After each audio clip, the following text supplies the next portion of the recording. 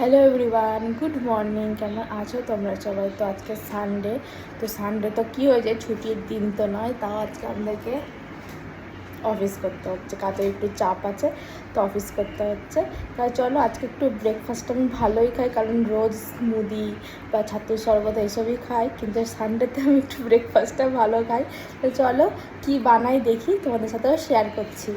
Sunday ব্রেকফাস্টে বানাচ্ছি হচ্ছে এগ চাউমিন। তো এখানে গাজর আলুটাকে কেটে রেখেছি, চাউমিনও সেদ্ধ হয়ে গেছে, পেঁয়াজ লঙ্কাটাকে কেটে রেখেছি, আর এখানে চীনা বাদামটাকেও একটু ভেজে রেখেছি।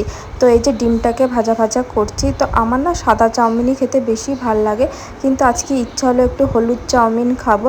তো দেখো এখানে গাজর আলু পেঁয়াজ ভাজার সাথে একটু সামান্য হলুদ আর একটু গোলমরিচ দিয়ে দিয়েছি, ওটাকে দিয়ে একটু ভাজা ভাজা করছি। তো এই যে আমার রেডি হয়ে গেছে একদম হলুদ চাউমিন। তো নামানোর আগে ডিম ভাজাটা আর বাদাম ভাজাটাকে দিয়ে দিলাম।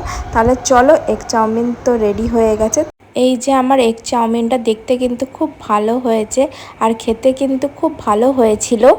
ব্রেকফাস্ট করে তো আর কথা হয়নি, কারণ কাজ করছিলাম, তো চলে এসেছি একদম ডিরেক্ট লাঞ্চে। আজকে ছিল সাদা ভাত, স্যালাড, শাক ভাজা, আর এরকম ছোট ছোট খয়রা মাছ দিয়ে ডাঁটা, আলু, ঝিঙ্গা, পটল দিয়ে একটা গরমের হালকা পাতলা তরকারি। তারপরে এখানে লাঞ্চ করে উঠে কাজ করতে করতে খেয়ে নিয়েছিলাম এই আমুলের এই মিষ্টি দইটা। সন্ধেবেলায় খেয়েছিলাম একটু লাল চা আর একটা চিকেন প্যাটিস।